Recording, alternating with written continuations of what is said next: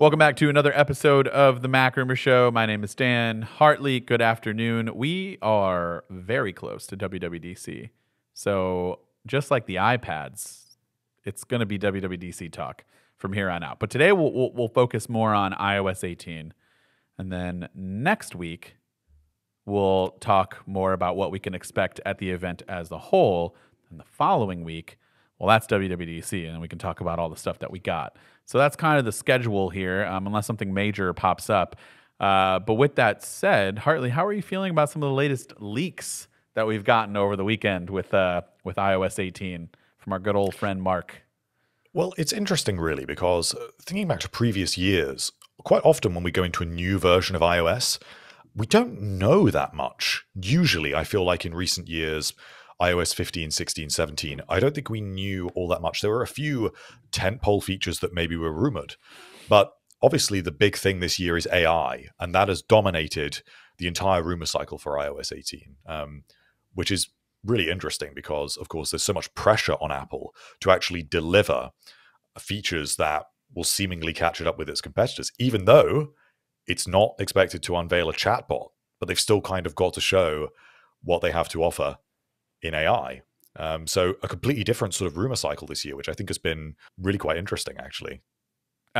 This is weird because I feel like iOS, like the rumors, WWDC, all the software stuff, this is where we get a lot of like random things thrown out and they pick up steam and then they end up being wrong, or just it doesn't happen. So not to say that that this is where, you shouldn't believe the leaks and rumors, but like this event specifically, I feel like there's always a good handful of like features that just kind of get leaked and they pick up steam like they're going to happen and then they don't happen. More so than like an iPhone. I mean, we know about it for months and months and we're talking about it, and it's pretty much, we go look back on the rumors that we've been talking about and we're like, all right, we're like 90% correct on this, if not more. But then like what comes to mind specifically is the iOS, the control center. Like the revamped control center was a big one last year that really picked up steam late, right?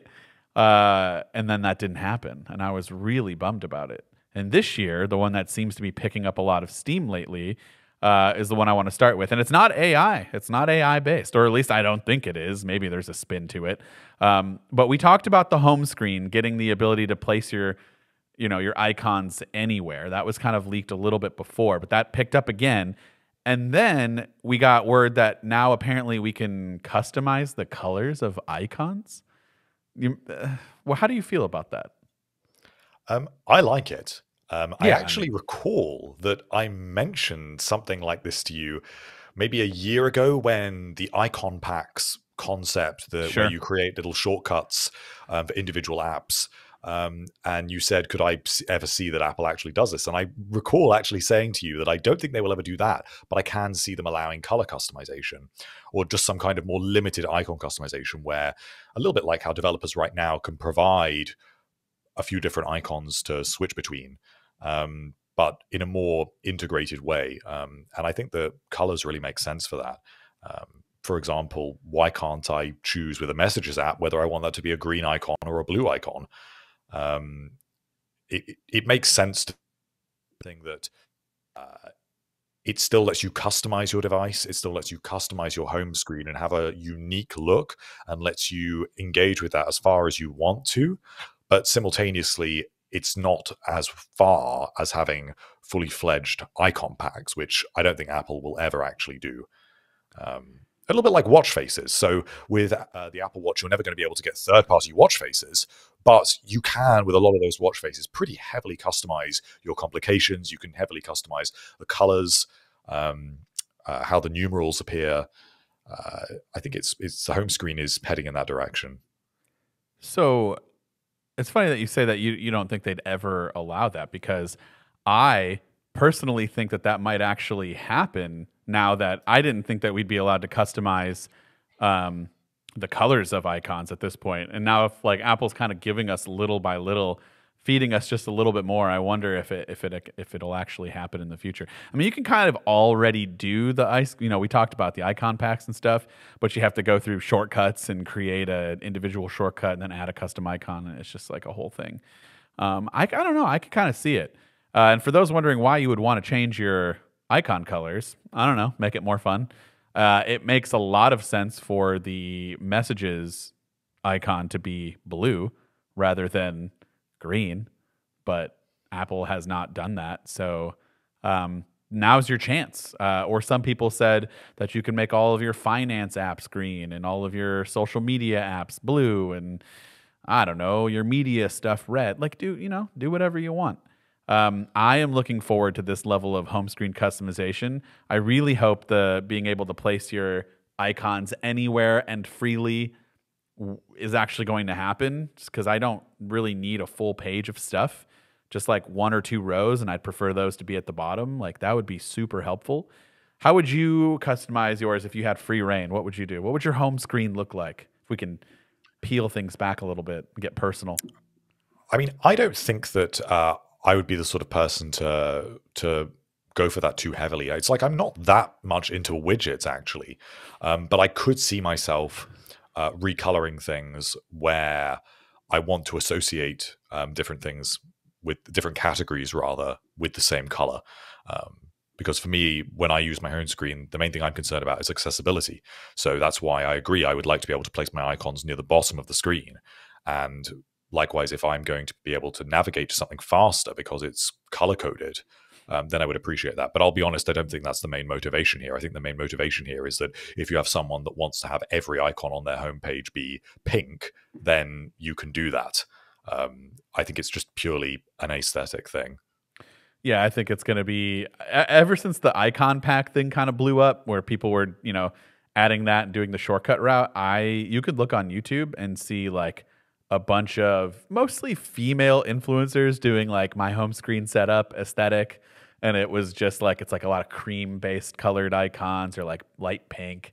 And I could totally see that blowing up even more now if it's just significantly easier to be able to do.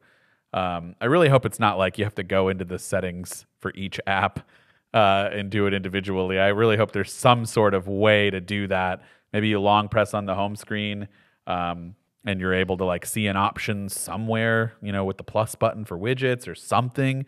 But if I have to go in individually, that's going to turn a lot of people off to doing that. Maybe Apple is like, fine, here you go. But I'm going to make it as difficult as possible so that you don't do this But I don't know. When there's a will, there's a way. People will do it. Hey guys, just want to take a quick minute to let you know that this episode of the MacRumors Show is sponsored by Notion. Notion is an amazing tool that helps you organize your work, ideas, and projects all in one place. And with Notion AI, it gets even better. Notion AI is your personal assistant within Notion, helping you manage tasks, organize content, and streamline your workflow. It's like having a second brain that never forgets anything. Also, fun fact, that entire intro there was written by Notion AI. Not just written inside of Notion, but by Notion itself. And that's the kind of versatility that this app has. Notion is the AI-powered workspace where the everyday everything takes care of itself. Meetings have summaries, docs find themselves, and every question has an answer. We use Notion here at MacRumors to organize tasks across all different departments like editorial, media, graphics, the podcast, you name it. We are using Notion to keep track of it all. I actually was doing some freelance work recently, and that company was using Notion to provide me with feedback and tasks, and it was great. A seamless experience, even if you're not part of that workspace. Notion is also for everyone, whether you're a Fortune 500 company or a freelance designer starting anew. So try Notion for free when you go to notion.com/macrumors. That's all lowercase letters, notion.com/macrumors, and start turning ideas into action. And when you use our link, you're supporting our show. That's notion.com/macrumors. Thanks, Notion, for sponsoring this episode. You don't like widgets? You don't use like a things widget? I like them. Yeah, so I use the things widget. Let me take a look at my home screen here. So I have 2 small square widgets at the top, and I have a smart stack where I rotate between my sleep data, the calendar, activity, and then another sleep widget. And then on the other side, I have all my battery information. So I do like that, but I feel like some people love their widgets. I don't feel like that. I'm not that sort of person. Yeah, I don't know if it's the design of the widgets I find a little bit too intrusive sometimes. I'd like it if they had a little bit more of a transparent aesthetic where they Yes. fade into the background a little more, because I don't always want something that's really colorful and distracting. You can do that So with like some, different widget packs like Widgie or whatever, but I don't know. I also don't like that you see the name of the widget underneath it. Like mine says weather and calendar. Like why do we need that? I know what I'd it like to is. be able to disable app names. Yes. I remember back in the jailbreaking days, that was quite That a was popular huge. Yeah. thing. Yeah. Do you think we'd get something like that? I think eventually it's feasible that you could toggle those off. I mean, let's not forget that once upon a time there were app names in the dock, but Apple removed those. So it clearly thinks that it's not essential, because sometimes just app names irritate me, particularly third-party app names. Like if it's too long and then you get an ellipsis at the end, it just feels unnecessary, because chances are I do understand what app it is from the icon. Maybe my parents would prefer to have the app names listed there, but I certainly don't need them, and I would prefer a cleaner look. Well, that's why it's good that everything will stay the way it is by default. But like, give those who want to find that option the ability to turn it off. Like you're right, my parents are definitely not going to be knowing that that's a thing, going to care, will do it. So everything just stays the same for them. What about so? I did a video about all of this, and I also mentioned some other features that were kind of leaked out there. So I want to go through this list with you and kind of get your thoughts. If I can pull up that list, just give me 1 second. Okay, so one of the first ones that I saw, and this makes the most sense. I mean, I think we're going to get a lot of photo time at WWDC. I think there's going to be a lot of features dedicated to photos, and one of them would be photo retouching in the Photos app. I'm guessing that's going to be AI based. My hunch is it's like something similar to the Magic Editor that you get with or Magic Eraser, maybe something like that from Google. What do you think it's going to be like? Because we get very little context with this. This is actually one of the AI features that I'm most excited about, because I have felt for years that the first-party editing tools in the Photos app are really limited, and I would kind of like to stop using third-party applications if I can and do all of that directly in the Photos app. And a good example of where this has not been very evenly distributed is there is no retouch tool on the iPhone or the iPad. You can only access Apple's retouch tool on the Mac, and it is very buggy. It always seems to make my Mac beach ball for some reason if I ever use it. And it's I don't know, it's a very outdated tool. So the idea of a completely new tool that actually uses generative AI, where you can remove maybe entire people in the background of an image and it will smoothly recreate the background that should be there. I think that's a great feature, and even better if it actually comes to the iPad where I can use the Apple Pencil to do that, because at the moment I can't even do normal retouching with other third-party app. I just hope that they give plenty of these features. I want to be able to do more AI adjustments. So, for example, the enhance button that you do get this on the iPhone and the iPad, where you click that magic wand and it will change the exposure and the saturation and all of these things. Personally, I think that always looks terrible. Always. I would really like to see some sort of feature like that, a little bit like what you get in Photomator or Pixelmator, where you can get auto adjustments that are at least accurate. They're not always necessarily the best thing to do because they can be overkill, but I do think that there is a case for the on-device AI analyzing an image and being able to determine, well, maybe this image should have slightly increased brightness. Maybe we need to bring down the saturation of this image and provide me with some alternative looks. Yeah. I think there's just a lot of potential for first-party photo editing capabilities that I don't think Apple's really bought into. And while I don't know how much I'm going to use text summarization and voice memo transcription and all of this other stuff that I'm sure other people will enjoy, first-party photo editing tools are something that I'm really interested to see exactly how they execute this and how far they go with it. Yeah, I mean, honestly, I would use the heck out of the features that Google has dropped. Have you? We've talked about that. What is it? The perfect take, or the one? I forget what it's called, but where you can basically it takes like a bunch of photos for you and finds like, or if you take a bunch of photos, it'll go through and use AI to find where everybody's like, you know, smiling and looking at the camera. And that is huge. And I would use that all the time if I used a Pixel as my main device. And so if Apple was to be able to figure out things like that, even just the magic eraser, like I mentioned before, just erasing things that you just don't want in the background. You know, there is something to be said about a photo just being kind of natural, or like you being good at taking photos, but we're talking about iPhone photography here, so people don't need to be professionals. And people will go ahead and edit stuff themselves. I mean, the amount of people I know that just go ahead and press that magic wand and they're convinced that now their picture is better. Yeah. It's silly. So if the button's there, it should at least provide a result that maybe is a good alternative if you want to go for a more edited look.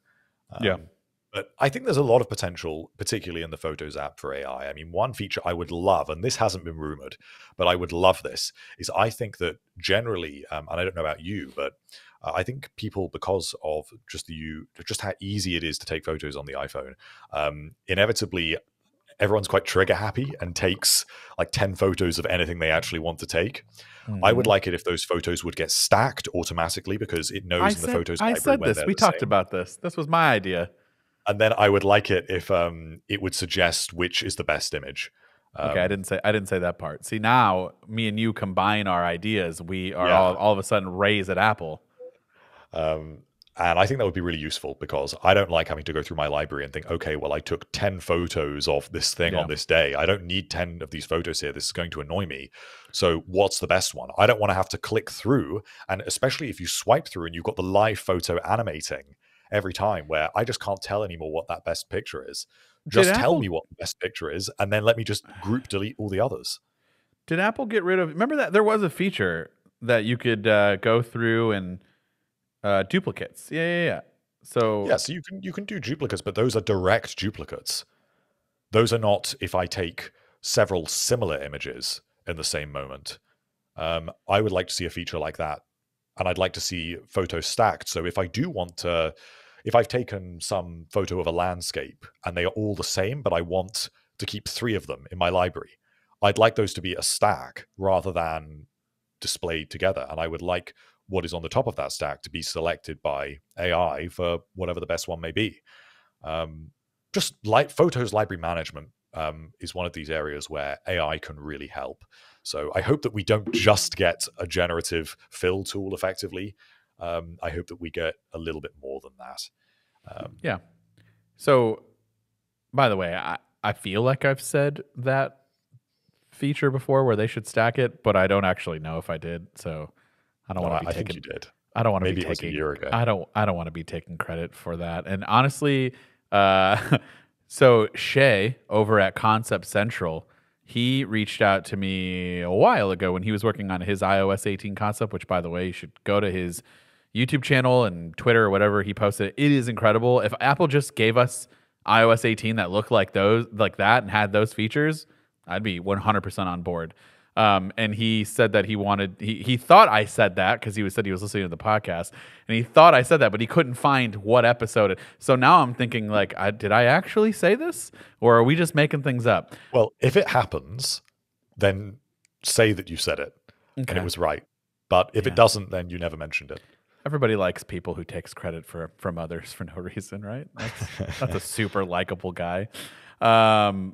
Yeah, so either way, I really just wanted to plug Shay's stuff because he's incredibly talented. And he took that idea and made it come to life, and it looks awesome. Just getting your photos stacked on there, that would be huge.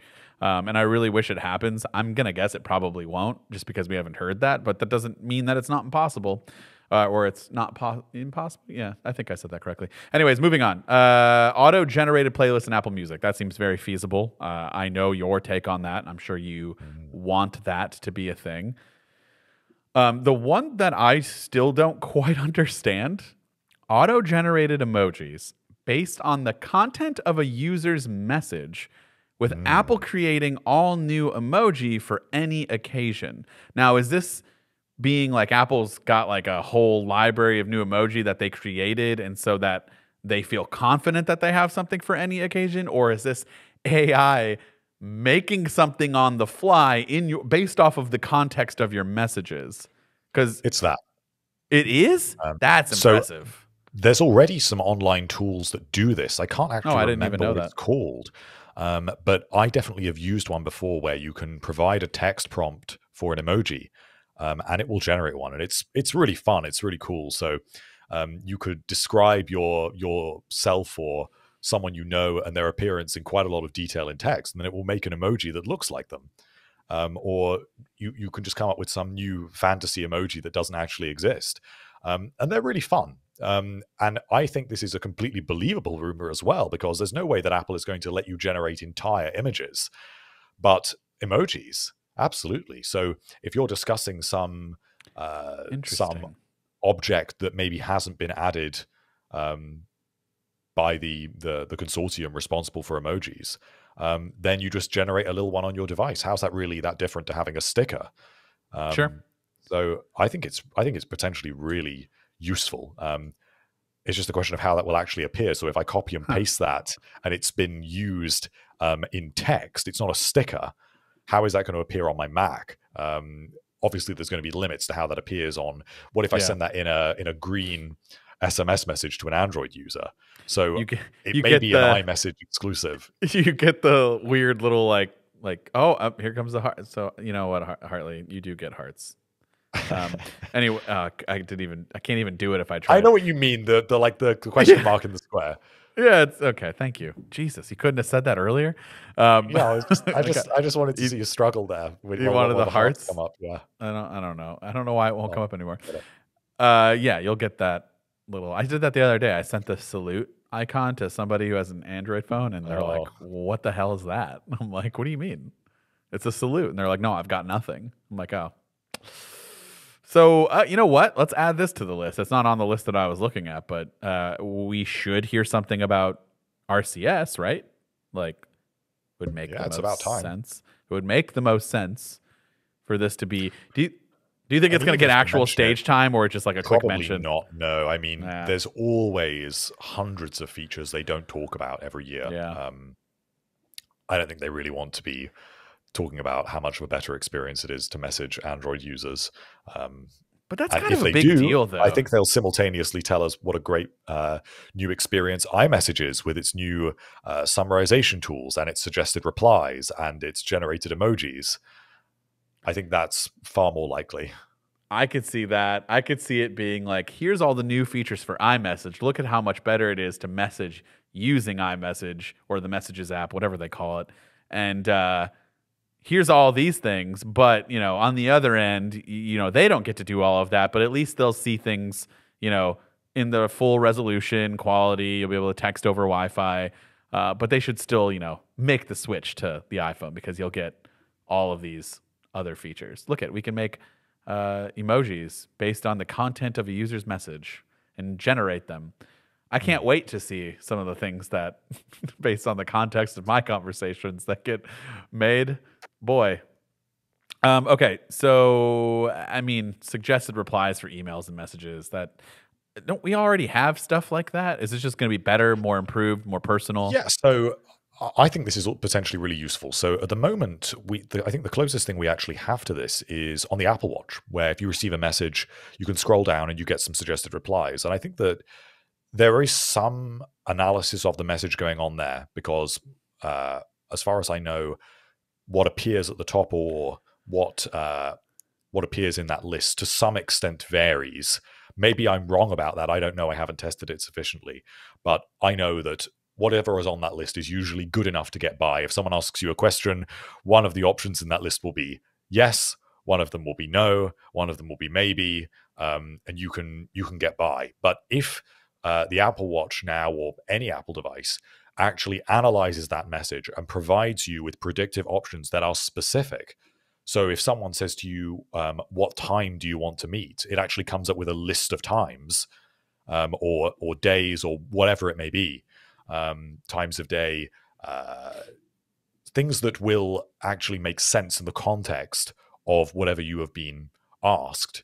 I think that's really useful, especially on something like the Apple Watch where you're not going to type it out. On the Mac, probably not so useful. Maybe on the Mac, it's more useful in an email context where Yeah. it is also apparently supposed to come to mail, and I can generate a response based on that. I mean, we know how good Apple's predictive text has become. We know how good inline text predictions are now, as well as word for word predictions. So it makes sense that with some generative capabilities, we could actually look at generating an entire reply, not just a one by one, word by word answer. So I think that's really useful. I can absolutely imagine that being something that ordinary users would really take advantage of if you can just swipe up on the keyboard and you just get an automated response.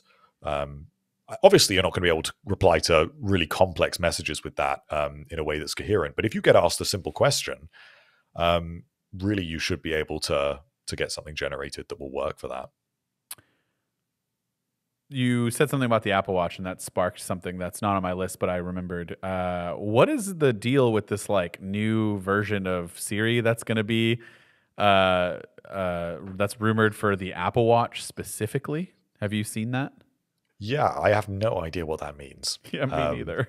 There's no context for these, so we just get these like rumors, and then there's really no other information. So I had no idea what it meant either, but it sounds interesting. I mean, if it's a version of Siri that's optimized for not being used with touch, then you would think that would also be relevant to the HomePod and potentially the Apple TV as well. So I'm not sure. I mean, I think that the versions of Siri that run on different devices are slightly different. The requests that you can make differ.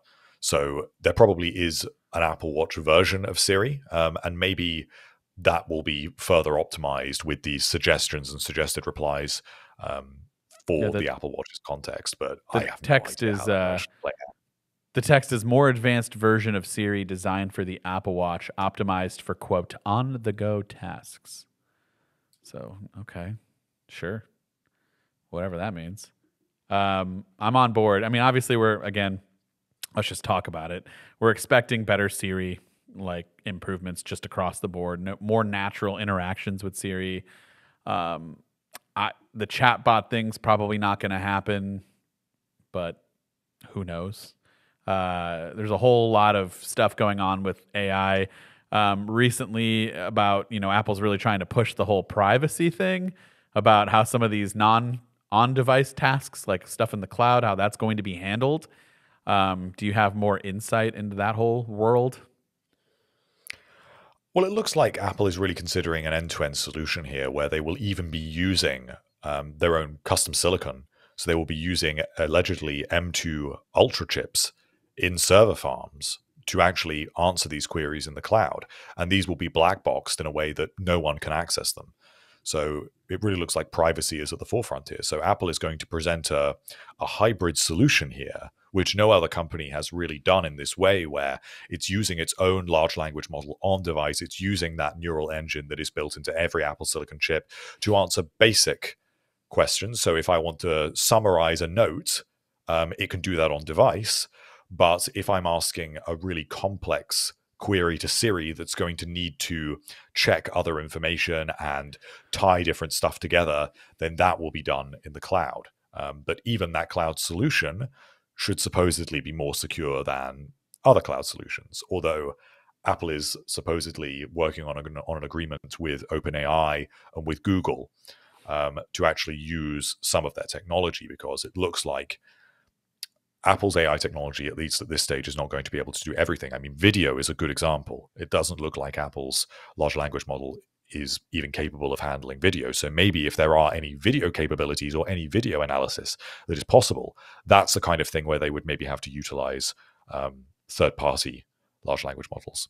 So we'll see, I guess. But I do think we're going to get some moment on stage where they throw up the Gemini logo or the OpenAI logo and they say, for these tasks, we're bringing in some external help because we think that's the best thing to give the best experience to our customers. So they say that either your request is going to be processed on device securely, it's going to be processed in the cloud securely on Apple Silicon in servers that belong to Apple, or it's going to be outsourced to a partner like OpenAI. And this means that you will get the best of everything. You will get the best of privacy, you will get the best of responsiveness, but also the best of capability. So I'm really interested to see how they present that, because they're not putting all of their eggs in one basket here. They're trying to give us a little bit of everything. I think long term, of course, everything will move on device and they will move away from OpenAI and from Google. They hope to achieve this themselves, but they know they've got to catch up. So without having 3 or 4 years to phase that out, they've got to provide this sort of solution. So I think it's absolutely the right thing to do.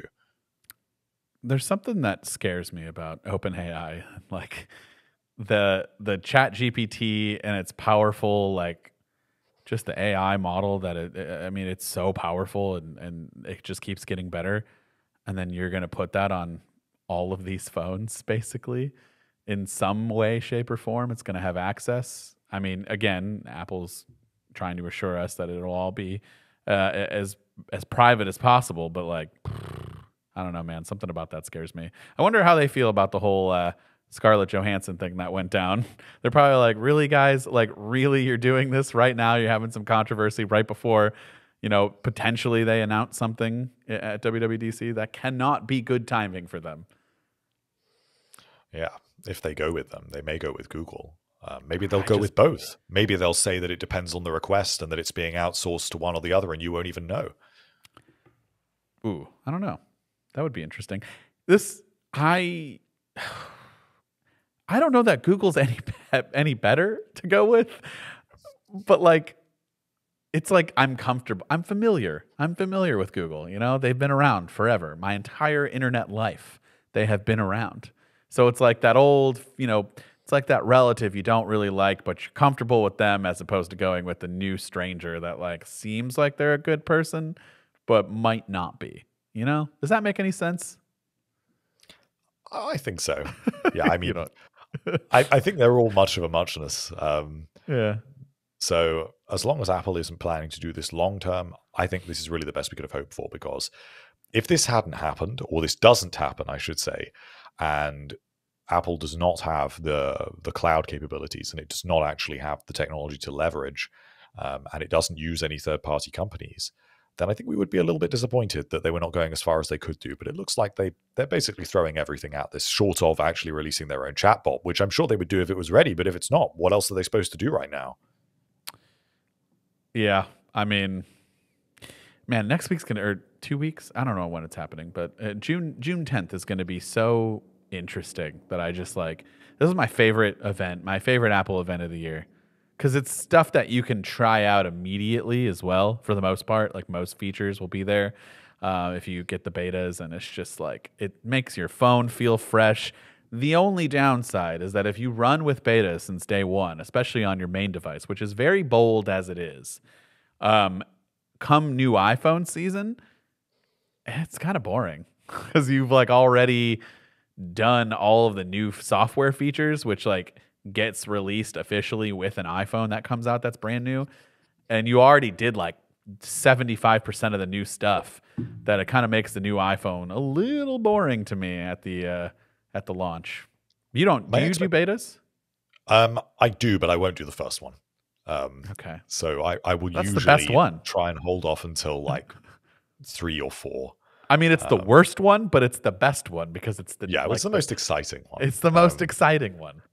But I have been burned by that one too many times, so I've kind of learned my lesson. But I will say that I think that possibly this year will also be a little bit unique in that I don't think all of these features are actually going to be in beta 1. I think that when they are unveiled, apparently they will all be presented as previews, or the actual versions of the AI tools will be in beta. And there's every chance, as far as I can see, that they won't all be available in beta 1, and that with each beta, more and more previews will become available, because all of these tools seem quite different.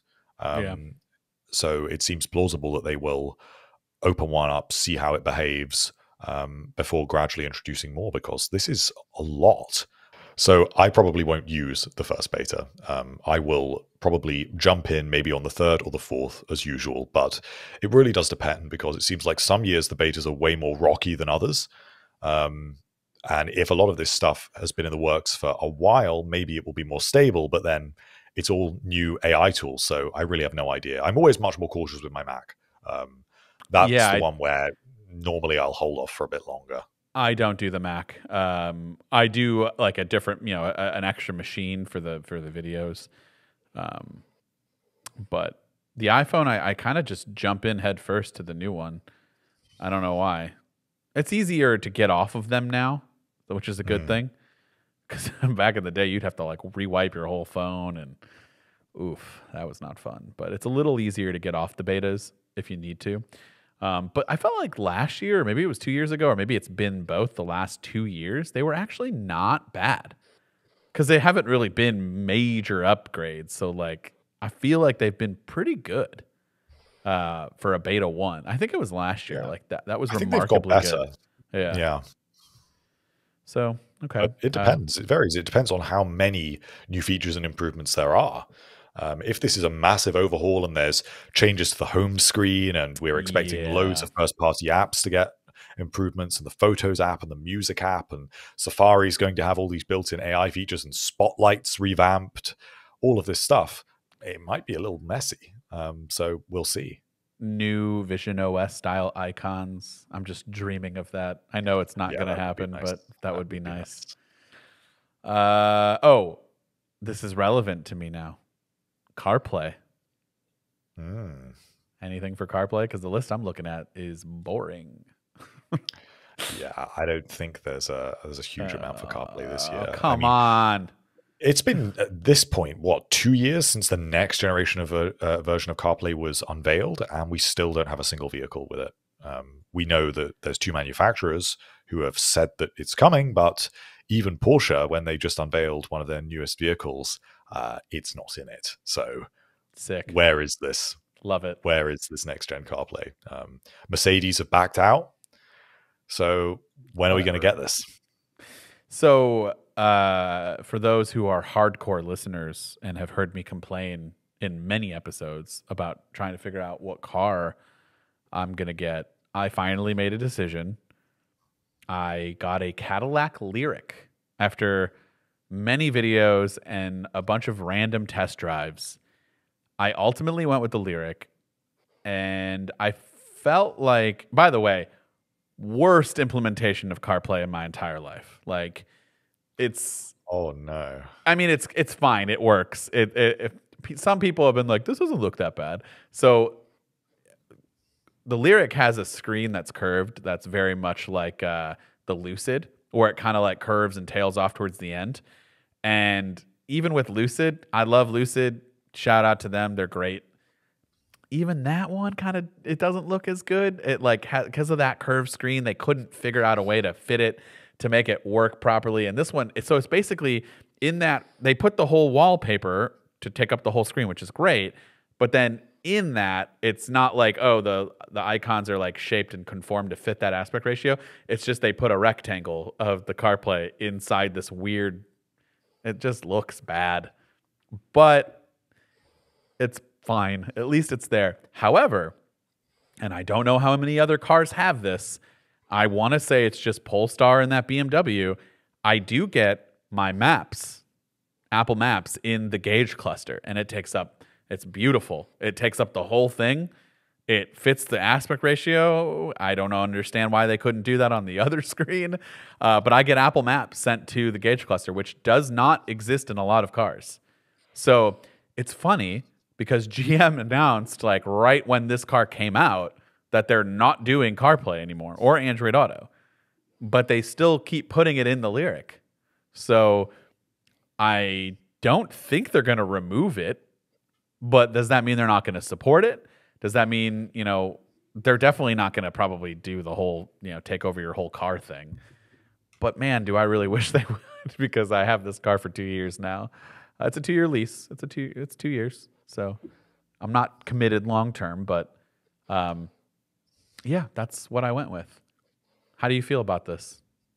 I mean, I've never heard of this vehicle before. Oh, because do you have Cadillac in the UK? Isn't this one of the brands that you don't have? Yeah, we don't. So I had to look it up when you told me about it. But I mean, it just seems like a baffling decision what GM is doing, and if they can pull it off, fair play to them. But I don't think they will. So, do you have other GM cars in the UK? I think so. That would be like Chevy. Yeah. GMC, I believe, is also a GM car. No, we don't have that. Okay. Yeah, if you have Chevy is like Cadillac is like fancy Chevy. So it's funny, Cadillac is considered a luxury brand here, but it's very much got the stigma of like older people. And so anyone that I've told that I'm like, oh yeah, I finally got a new car, I got a Cadillac, they're like, really? Like, how old are you now? It's like I was trying to think back of like the people that I know that personally have a Cadillac, and every single person is over the age of 70. So that is awesome. But this car is like new and futuristic looking, and it's got really good reviews. It drives good. It looks good. I don't know. It was like the EV options are very limited, and it was just like the best price that I could get. Shockingly, for how cheap they're trying to get rid of Model Ys when you go and do a lease in terms of money down and monthly price, it was significantly more money down for a Tesla for the same price, basically a month. And I'm like, why would I do that? I'm just gonna, and I could get 24 months. So I'm just like, okay. And it fits all my kids, and it's got CarPlay. So we'll see. I'll give updates now. I can finally do CarPlay videos without having to request a vehicle from some company that has CarPlay in it. So I'll be heavily invested in what Apple does with CarPlay. But as of right now, for those who are like, just tell us the features, it looks like voice control will let users navigate through CarPlay options and apps with voice commands, which don't kill me for this. I've not used CarPlay. I've never had it in my car. This is the first time. I thought you could already do that. I'm going to be quite honest with you. That just seems like a very basic function that I thought you could do. A little sad that you can't. And then color filters, helping out people who are colorblind. That is me. And sound recognition allows drivers or passengers who are deaf or hard of hearing to receive. I mean, we have sound recognition inside of the iPhone. So basically we'll get that. That'll help. I'm not hard of hearing. Well, not legally deaf, but I think I am there for many years of being in front of this, on stage and hearing loud music. My ears are shot, so I can't always hear sirens. And so I'm always like very much last minute pulling over and getting in trouble. I've gotten pulled over by the cops being like, why didn't you move for that ambulance before? And I was like, honestly, I had the radio on and I did not hear the ambulance come up until it was like the last minute. And they pulled me over for that. Fun fact. Have you ever been pulled over for something dumb like that? No, I've I never mean, it's been not pulled dumb. over at I was never at all. Wow, good for you. Thank you. It's not dumb. I was preventing the ambulance to getting to the emergency, faster. I just didn't hear it, and I didn't see the lights behind me. I don't know. I was just kind of dozing off, like just driving in my own world. I just wasn't listening. Is there anything else you want to talk about iOS 18 specific that or just like what's your wish list feature, even if you think it's not going to happen? For me, I would really like to see Apple Music improvements. I don't really care too much about generated playlists because I like building my own, not generating my own. Sure. But I would like the sorting in those playlists to be improved. I would like playlist folders to be improved. I'm quite interested in the new rumored crossfade feature, which is going to sort of dynamically adjust. They didn't give that yet? No, now that you can crossfade. Okay. But there is a new rumored feature. Let me see if I can find it. I was going to say, I thought we got it in iOS 17. So smart song transitions will apparently, it will depend on the song. So it will be dynamic. It's like pass through from one song to another when it's got Dolby Atmos. So it's kind of separating the tracks. A little bit like, I guess, the new tools in Logic. It's kind of using that technology to seamlessly blend songs together a little more. So I'm interested in that kind of thing. I just think the music app in general needs to get a little bit more powerful. And I just know my playlists are such a mess, and that's not my fault. I just have no good ways of sorting them. My library's got over 10,000 songs in now. I need some better library management. So I would really appreciate that. That would be nice. That might make me go to Apple Music full time. I mean, I have CarPlay now, so I've been dabbling a little more in Apple Music, seeing which one kind of has the better experience in CarPlay. Spoiler, they're both the same for the most part. I mean, you get a little few more buttons down at the bottom, but I don't use any of that stuff.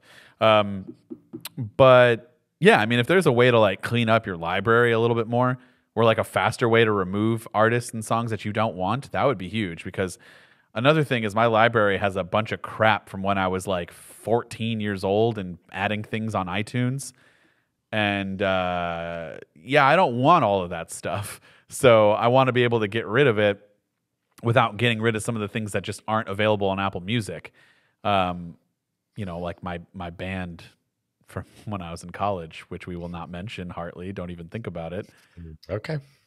But, you know that there's one album available on Apple Music, but you don't know the other album. Very good album. Oh, stop. But you don't know that there's another album that isn't. And sometimes I like to go back and, remember the glory days. And that's what I use iTunes. What is it? iTunes Match. I am still you get this included. I'm still confused on that. I'm still confused on that.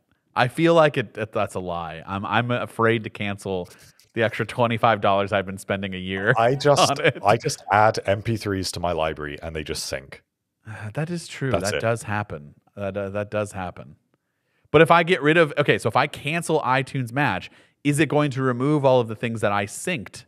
No, I don't think it will. All right, I don't even know why I don't even know how or why you can still have iTunes Match. Maybe I'm missing something here, but it's still in my subscriptions. Just delete it. Hold on, I'm gonna look this up. I'm pretty sure if I go to subscriptions under my iCloud, it's still a thing that I am paying for.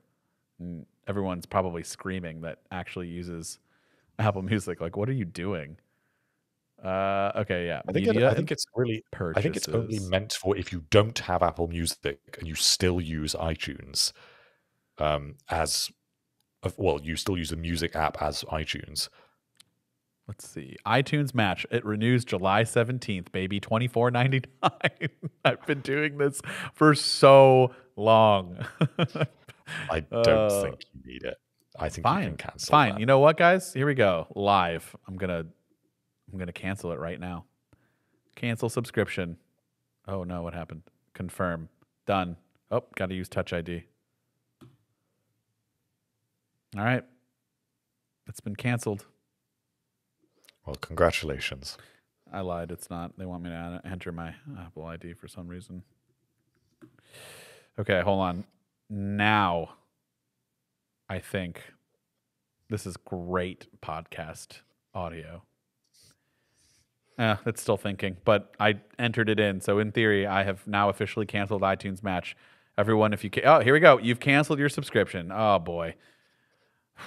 Say a prayer for me, people, if you believe in that. Yeah, renew. I can always get it back, but I'm a little nervous. If I lose that first record of my band, Hartley, I'm going to be very sad. Yeah, well, you need to send it to me. I need to see if it's as good as the other one. I do have physical copies. Would you like a physical copy? I'd like a signed copy. Jeez. All right. Well, I think we're going to call it there. I don't know that I have a feature that I'm looking forward to. So it's the customization. I'm hoping that it's a lot deeper than we're hearing. And it's already a lot deeper than I thought it was going to be, but I'm hoping that there's more customization options available. You always want more, Dan. I know. I'm so greedy. Yeah. And it's funny because I'll probably won't use it. So nope. I'm the worst. All right, everyone. I'll see you in the next episode.